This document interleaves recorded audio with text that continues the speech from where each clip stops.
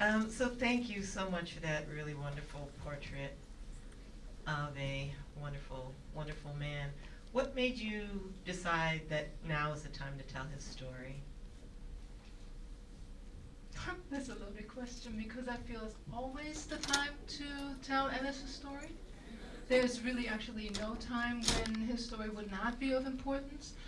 But well, so first of all, because he was a great man, a great artist, a very generous and kind man with great spirits. So I think he's also a role model, it's certainly to me a role model of pursuing your life according to your own standards against all odds and limitations. And I think right now we're living in a time that's extremely contested. And to see how he made his life against and under such pressures and limitations. I mean, so to me it's time, his story is timeless but also very timely. And Wynton, your father was obviously, a gifted both interpreter of other people's music and composer of his own creations. Can you talk about him as both a carrier and a carrier of the jazz tradition and a innovator? He was just how he was. That was how he was. The last thing he said. But he was funny too. So most of the times I'll be teasing and messing with him. So he could be real serious, but he was also very funny. And he didn't entertain like if you say he was like Monk or somebody who really played on that level. He would always be like, man, I do what I do. And I respect Monk and the greats. I don't have to lower. We don't have to have any hyperbole. He was he was soulful. I mean, that was him. I don't have nothing really. He was up there. I just usually had to have him and my mama talking, and that was always a classic, but that was him. That was what he was like. What he was saying, that's what he said. I can't add nothing to it. That was it. What he was playing, that was how he played. What was the biggest lesson, or what are some of the bigger lessons that you took from him as a musician? I saw him always playing for no people. In the film, it's people.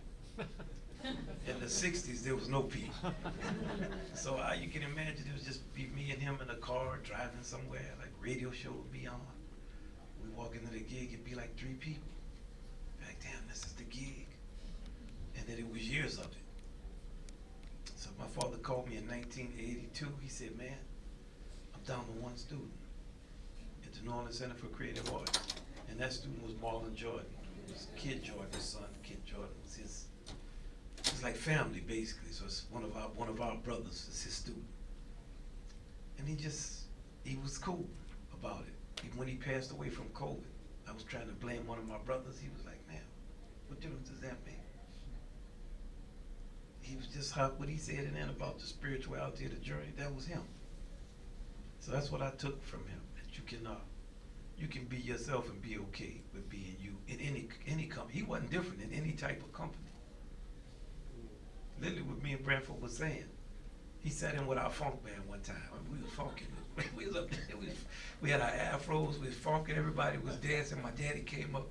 Another trumpet player was a guy named John Roche. We called him Lebo. So I kept saying, man, let my daddy play. Let my daddy. But most musicians didn't know about bebop in the vocabulary. So we were playing a song by the Crusaders called "Keep That Same Old Feeling." It was at a high school called McMullen. I never forget because we had these canisters that would blow up, and our sound man blew himself up that night. He didn't die, but he had to go to the hospital. We had like a light show, and it was all like just crazy, a bunch of noise, it's just packed with people. So I've seen him play gigs with nobody in the gig. Our gigs always packed. He comes into the gig, and he kind of knows the song, but not really.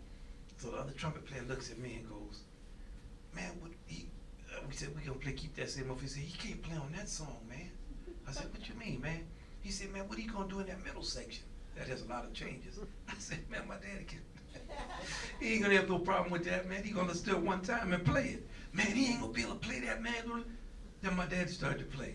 He's playing with us. Now people dancing, they're not really listening to him. He's playing. Boy, when he gets to that second time of the bridge, he played through all the changes and everything. And my boy John Lebo looked at me and said, "Damn, your daddy can play, man. What is that shit he's playing called?" So that's the style he plays, man. He said, "Man, I didn't have no idea that that's who this man was." Then he got on the mic after it was over and kept telling the people, "Ellis Marsalis, y'all on the bed." Of course, the people, they look, man, play a slow one for the next one. So that was him. He was cool. And when he finished playing, he got off the bandstand. He said, "Yeah, man, y'all got a nice little band. Never nothing critical about people, having people in the audience, never mad, never bitter, hostile, never." I'll just say one story about my daddy to say about who he was as a person. When I come to New York, I got a lot of publicity, good and bad, but not justified based on my playing. Just I was a young person, I was playing, okay, I was outspoken about the music. So when I came back to New Orleans, my father was playing a gig, and he wouldn't call me up to sit in. So I sat through the whole gig with very small thoughts. Now, I had grown up with the man, I knew what he was like. So, not one tune, next tune, the whole set is over, and he don't call me up. Because in New York, I was dealing with a lot of bitterness and rancor from older musicians. Then finally, he called me up. So I went up and played, and we were walking off the stage, and I was thinking very small thoughts. My father put his arm around me, he said, "Man, I'm sorry, man, my rhythm section was so sad, I didn't want to call you up at all." So we walked down the stairs, and I was just, so it got to me. I had to tell him, man, I got to be honest with you, man, I was thinking very small thoughts, man. I thought, after I told him, he went, "Yeah?"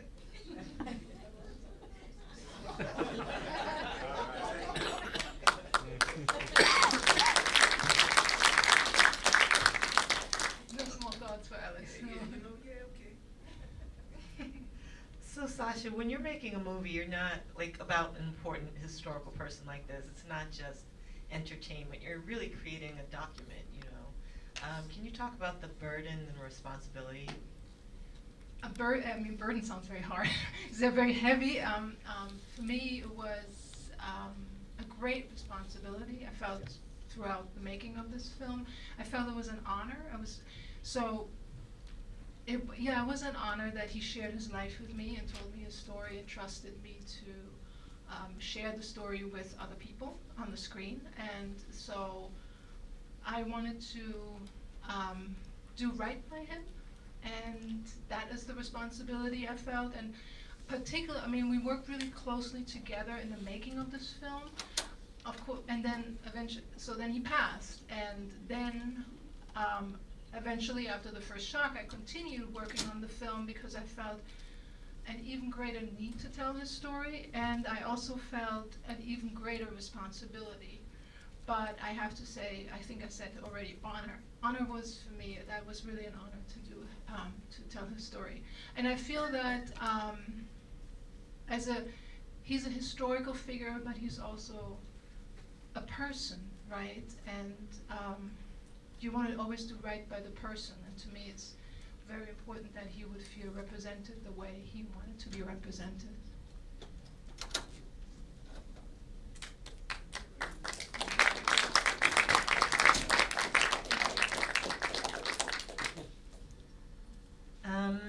I'm going to open it up to the audience for questions. Does anyone? So he obviously had this very chill persona. It wasn't a persona. Do you ever think about where that came from and where that word, how that came about, or why?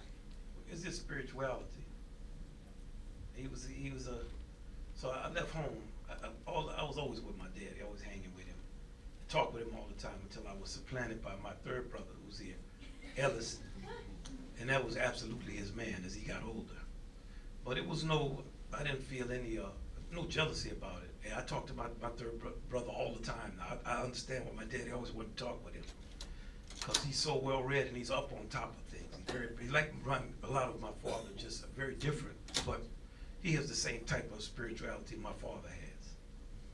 It's just very deep and encompassing and understanding. And my father, he was chill because he was big.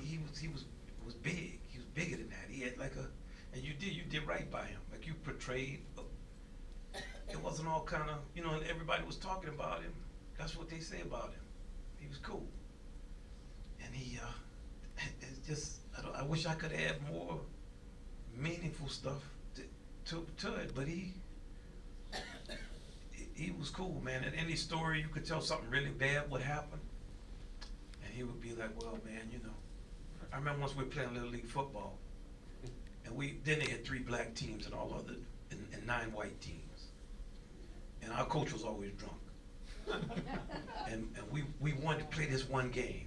And man, our coach was drunk. We couldn't make it to the game. We got our daddy to put 9 of us in a Buick Skylark. Now, we were like, we wanted to play the game bad. So he dropped us off just on the field, which was unusual. Nothing happened to us though. Then he got the other kids off the field. That's the only game we almost won. Yeah, we had to say, I mean, we did football, you gotta be organized. We had people on our team didn't even know centers didn't run with the ball. This was a true Southern experience. Like, this is not a movie, this is what it was. But he was like organized and stuff, you know what I mean? And then he was cool at the end of the game. He was all, yeah, man, y'all played, we almost won the game. This is beautiful, we're gonna take y'all out to eat. And but it was just, that's how he, you know, he made you feel good about it. When I left home, he gave me a copy of Paramahansa Yogananda, autobiography of a yogi. And I thought, damn, I live with this man, I talk with him every day, I'm around. He ain't never said nothing about a damn yogi. Not a single word about a yogi. And I mean, I was hung with him. All of a sudden, here, man, take this book and read this. So that was just him. He was deep. My last conversation with him, we were reading the Frederick Douglass, David Blight Frederick Douglass book.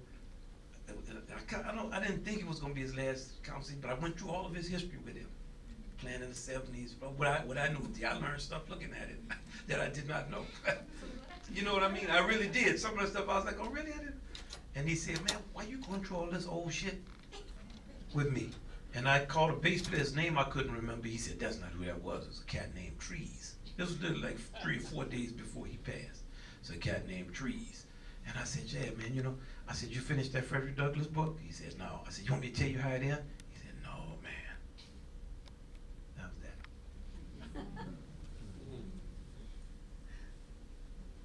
Sascha, I thought you did a great job. Thank It's you. beautiful. Thank you.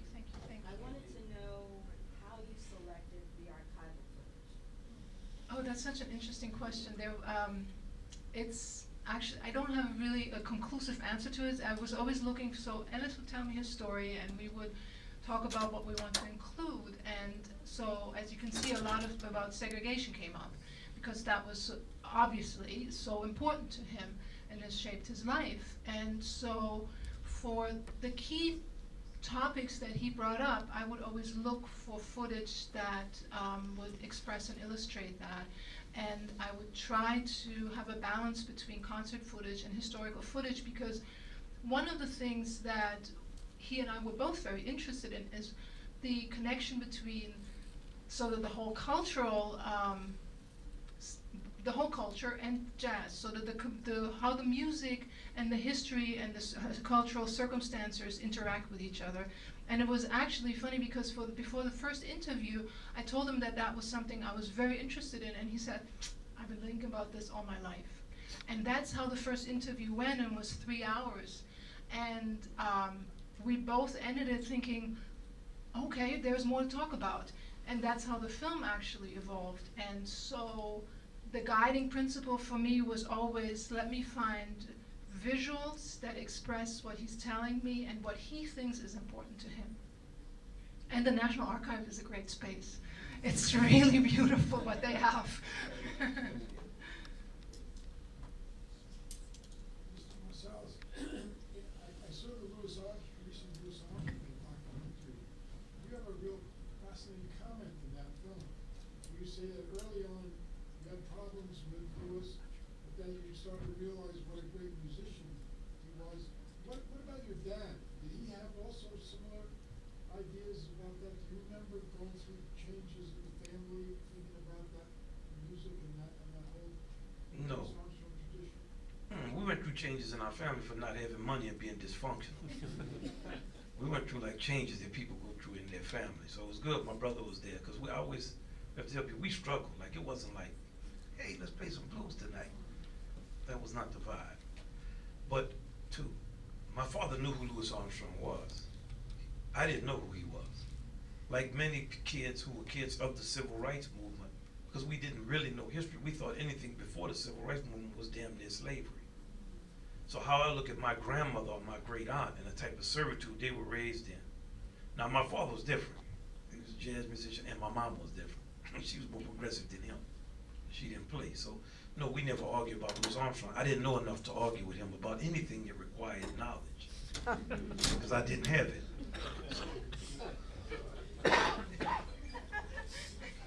It's a beautiful answer. Go ahead. First of all, I was thinking this was amazing. I know I'll be digesting the gems from this. I look forward to seeing it as well. So I'm very curious because we, the history of slavery, of segregation, we talk about struggle often, how your family was struggling. Yeah. And I know like there are 41 estimated million African Americans in this country. That is more than the people of Canada. That is more than the entire population of Australia, more than the population of Ghana. I can go on, But it does, unfortunately, because of segregation, it seems like we're often by ourselves expressing. When you talk about this struggle that is so common for so many African Americans, how is it that you have a whole family that doesn't get so caught up in the minstrel show? Well, that's because of my mama, not my daddy. My mama didn't play. Like with people. She'd go out in the street with dudes who's on the corner and deal with them. She would deal with you. She would deal with whatever was in front of her. And it was no question what she was telling you. It's like we said, and what Branford said when I said that, yeah. That was the way she was. And she struggled. She had a lot of challenges. She had a lot of stuff happen to her in her life. Her life was not a picnic. You see how fine she was. Okay, but she was extremely intelligent, smarter than my daddy. From a book standpoint, definitely, no question. She could do your homework. She was organized. She could deal with finance. She could stretch old George Washington till he was 250 pounds. And in terms of like anything people talk about now with feminism being treated a certain way, my mom was like that in the 50s. She did not play. I would tell people before they came to my house, hey, don't play with my mama. It's not like something you saw on TV. When she cuts you out, she's, well, Wynton and Branford, that wasn't her. She's on the film. So she was for real, and that's what the actual deal was in terms of who you had to deal with. And she would demand that you, if you had to take a behind whipping, that's what you need to take. And don't, she was for real. She was on you. I wish I could get deep in. I wish it was more of her and actually see, because his thing was so much about her. She had dementia for that long time, so it was not possible. But his thing was so much about her. He was always trying to show off for her, always trying to drive me crazy, because me and her was always fighting. And it was always like, man, mama, aggravate me, mama. One time I told my daddy, I started complaining. I listed all my complaints against my mama. I was 16. I was a year from leaving home. My daddy listened to all of them very patiently. And when he finished, he said, look, man, he named 5 things my mama did. Your mama pays the bills. Your mama is my old lady. She take care of everybody. She take care of them boys. She cooks all the food clean. She does this, does all of that. Keep y'all in line. Make sure y'all stay with her. And if she leaves, all of that walks out the door. If you leave, we have more money. He said, look at me, and he said, work this shit out. And I kept on, I didn't understand. I said, yeah, man, but he said, work this shit out, man. You work it out. And if you don't work this out, I'm gonna come visit you at your crib. You making money? I'm gonna visit you at your crib and we can talk about it. So I worked it out. Well, I think we don't have any more time, and we couldn't end on a more pleasant note. So thank you again, Wynton.